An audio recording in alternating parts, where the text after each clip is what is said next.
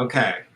It had to make a new video, apparently. Or at least I couldn't figure out how to not make a new video. I'm going to give everyone a second to show up. People were there. I'm going to go and look, actually, if people are still in the chat of the original one. Funnel them over here. Let's see. Their channel. Okay.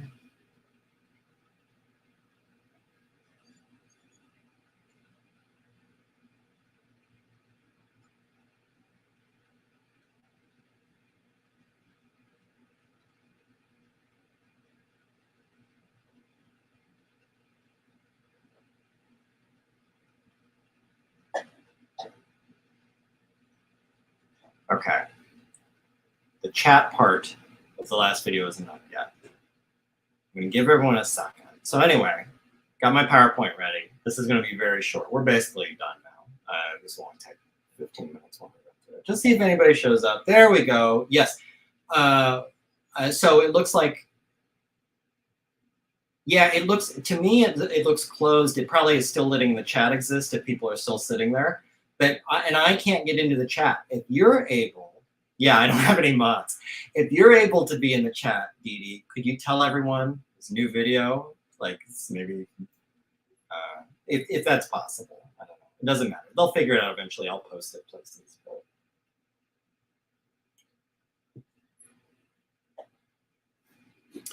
See, 2 viewers. There we go. Cool. Thank you. I appreciate it. I probably should designate a mod for some point. Now it should be set forever. Now I should be able to share my screen whenever I need to. You can tell I've never done this, shared my screen before, because it should still be new. But yeah, it'll come out. But yeah, I know. Bush League. Total Bush League. Yeah. I'll wait just another second. And then this will be here for people watch it after the fact. But so this question was from my good buddy Jim Lujan.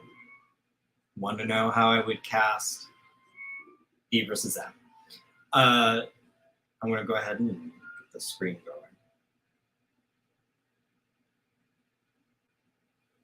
Yeah, I should have a mod before I don't even know. I got to figure out how to even designate a mod.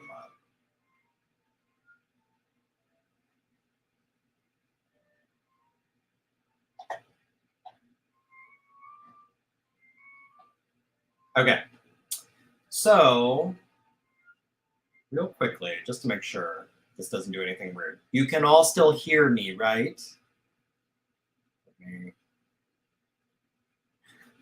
That's outrageous. Outrageous. An outrageous accusation. I have the best audience. Were people able to hear me when I was projecting just the full screen? Nothing weird happened? Okay, great.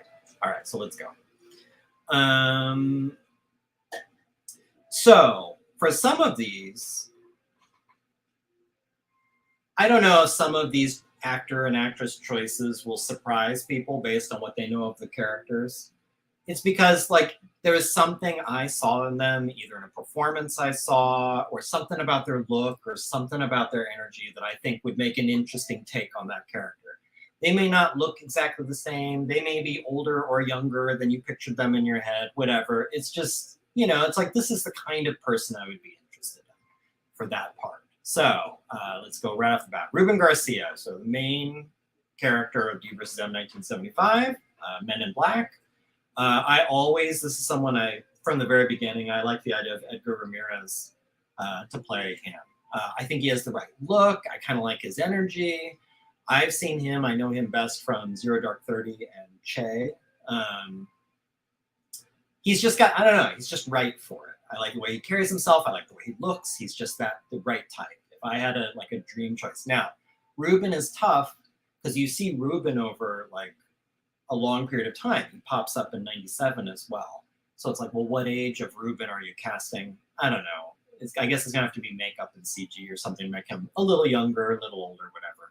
But in terms of, I think he would be a good choice for For George Milton, aka Old Man in Black from 1975, I always liked Stephen Delaney. He was Stannis the Manus in Game of Thrones. He's also been in a lot of other things. I think he's just, I don't know. He has the right look.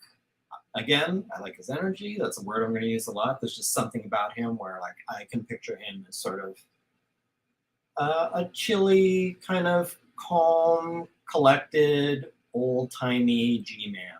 Like I like the idea of him in that part. Plus, he does have some dramatic range, and as people who've read 75 know, gets a little hairy at the end, and I think he would be just right for like some of how that ends up going.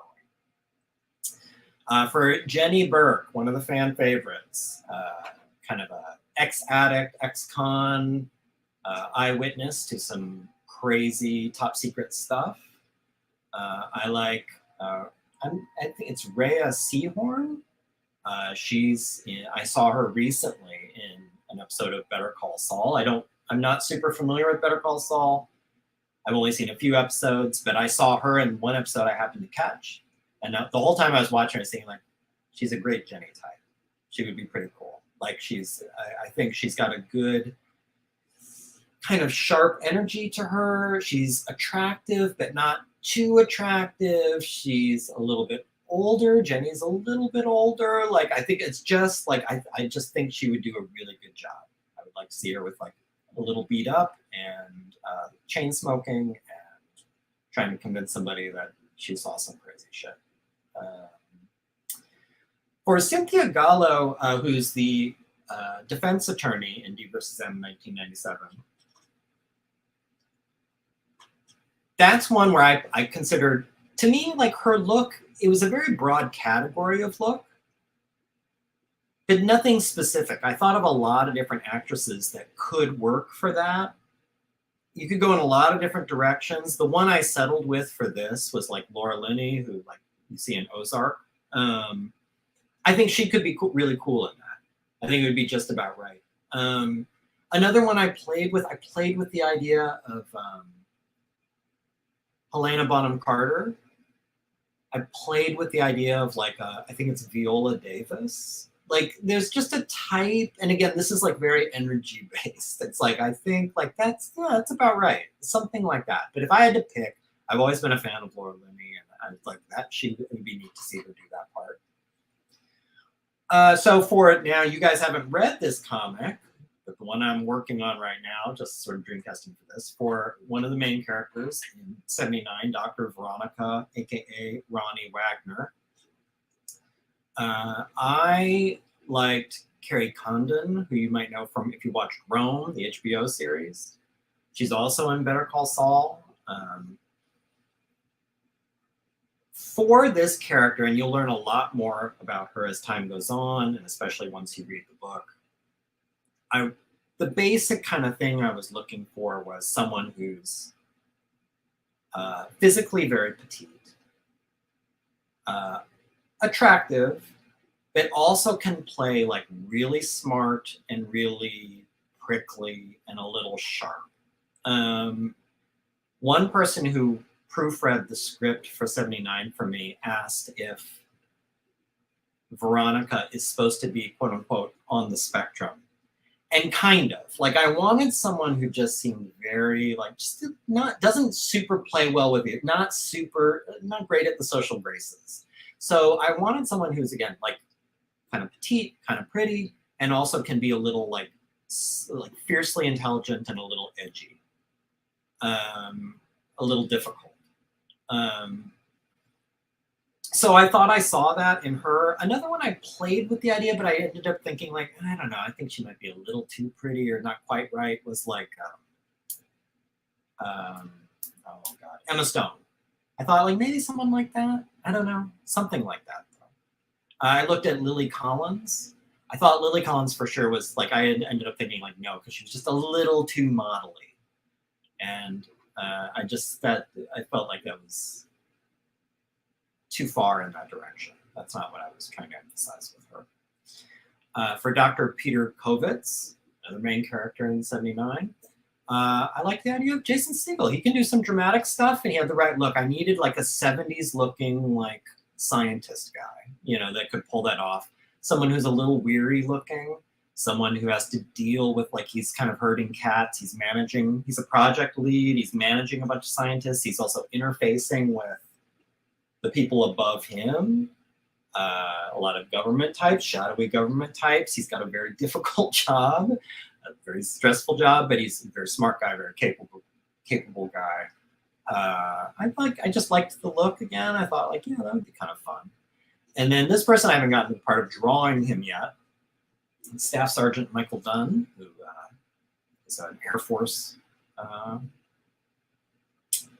basically a security type guy. I liked the idea of Jack Raynor in Midsummer. First of all, because I was blown away by his performance in Midsummer. Loved it so much. Couldn't believe how fearless he was. The stuff he was willing to do. To be kind of like a loathsome human being in this movie. Like it was kind of like I enjoyed how much he just went all in with it. And also, and this won't make any sense now, but once you read the comic, I think you'll see like, yeah, he would be sort of a fun pick for Mike. And then you're going to have to wait on the cast of DvsM 4, 5, and 6. We're not ready to talk about that yet. But okay. There we go. Wait. Shutting down the PowerPoint. So that's my dream cast. Let's see here. Who do we? Oh my God, the comment. I wasn't even looking at the chat while I was doing this. Let's see here. Let's see here. Okay, what else do we got here? You can see. See the series. Good. Okay. Titles only. What?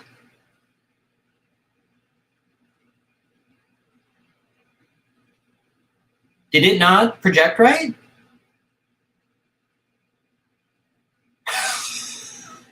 Oh no. Oh no. Well, click the pic. Oh no. So that didn't work. I do know how PowerPoint works. It was projecting my screen. I thought.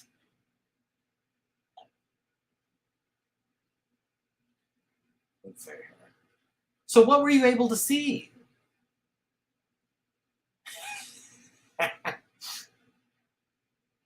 Oh boy. Netflix, HBO, Hulu. I would like HBO. Okay, this is what we're gonna do. This is what we're gonna do, guys. I'm not gonna full screen. I'm not gonna presentation mode it. Tell me how this looks. Hold on just 1 second.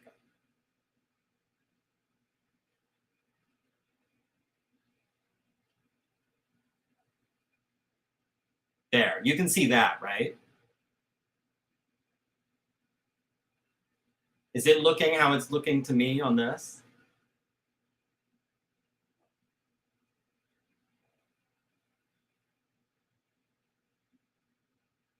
I'm assuming it does. I'm going to go through these fast. I'm not going to give all the explanation, just so you can see the pics. Okay, yeah, let me see how it, so. Got that?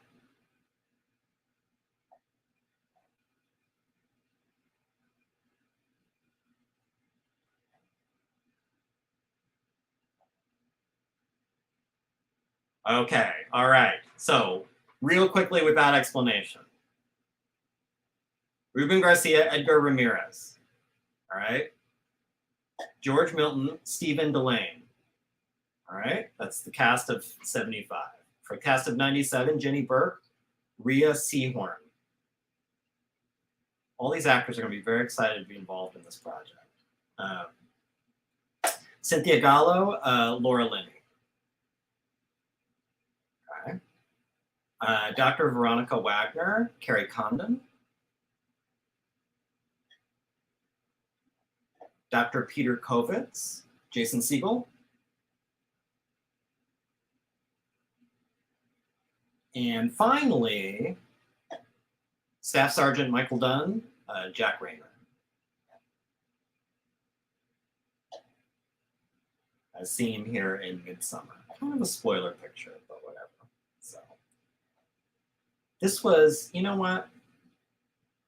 Stop. Okay. This is a learning. This is a journey we're on, guys. It's a journey. We're learning it all together. I'm learning about streaming. You're learning about my inability to stream. We're all getting something out of this. All right. Let's see here. So yeah, 12:58. That's basically 2 hours total. I need to start drawing, guys. Thank you if you submitted questions. There was a ton. It was funny. Like the first couple days, there were hardly any, and I was like, "This will be short. This will be easy." And then, like in the last few days, like they all just piled in, and I started. It was the opposite direction. It was like, "Oh my God, this is a lot. There's a lot to talk about." Let's see here. Well, thank you, Dee. We do have a fun chat. I really appreciate the people who, like, look, if no one showed up on a given day and I was just doing it and maybe people were watching later, that would be fine too. But I do really appreciate and enjoy it when I see, like, at least a few people in there. It kind of makes it less weird, less like I'm just, you know, talking to myself for no reason.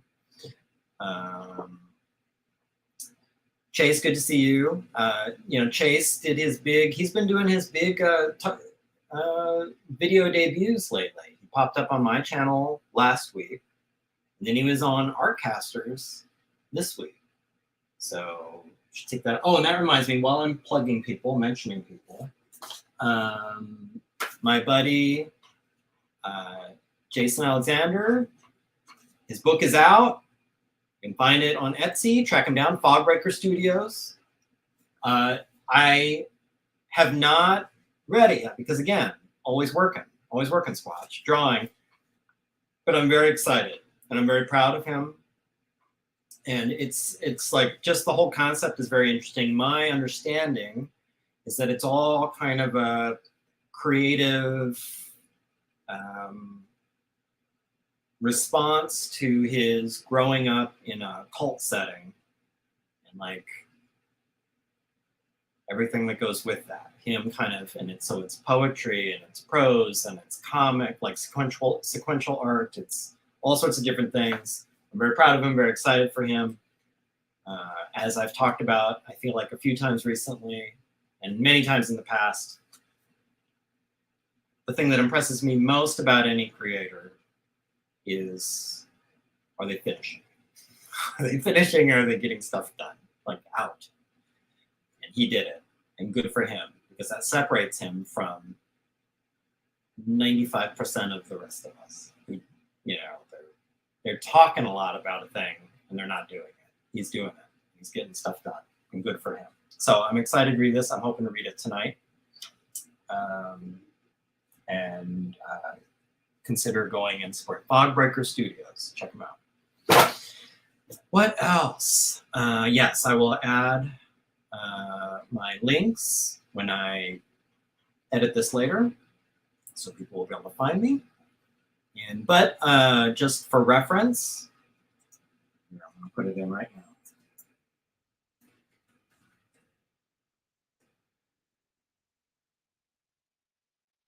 That's me. Dinosaurs vs. Marsbots on Instagram. And obviously, you know where my YouTube is. And that's it right now. There's an Etsy shop, but I'm sold out of everything. Reprint is coming very soon, and especially since I have Phoenix Fan Fusion looming, and I'm going to be selling comics there. Like, there is a reprint is coming. So once it is, then I'll be pushing people on like the Etsy, where if they need to pick up a copy of the book. But for now, Instagram and YouTube. Yeah, I have a Facebook. Don't worry about it. I don't do a lot with it. And it's, you know, I try to focus on these other two. Okay. Thanks everyone for tuning in. Thanks for bearing with me. Thanks for submitting questions.